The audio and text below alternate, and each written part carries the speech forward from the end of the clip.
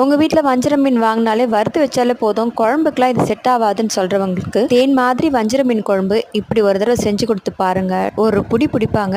எப்படி செய்கிறதுன்னு பார்த்துடலாங்களா? First mixer ஜாரில் ஒரு டேபிள் ஸ்பூன் அளவுக்கு மல்லி, பூண்டு, சீரகம் சேர்த்து அரைச்சிக்கலாம். இது கூட ஊற வச்ச ஒரு டேபிள் ஸ்பூன் அளவுக்கு கசகசா, 4 பாதாம், ஒரு தக்காளியும் சேர்த்து அரைச்சி வச்சுக்கலாம். இது அப்படியே இருக்கட்டும்ங்க. இப்போ சட்டியில் 5 டேபிள் ஸ்பூன் அளவுக்கு எண்ணெய், கடுகு சேர்த்து பொரிஞ்சதும் வெந்தயம் சேர்த்துக்கலாம். இது கூட 2 பெரிய வெங்காயம் சேர்த்து வதக்கிட்டு அரைச்ச பேஸ்ட்டு சேர்த்து வதக்கிக்கலாம்.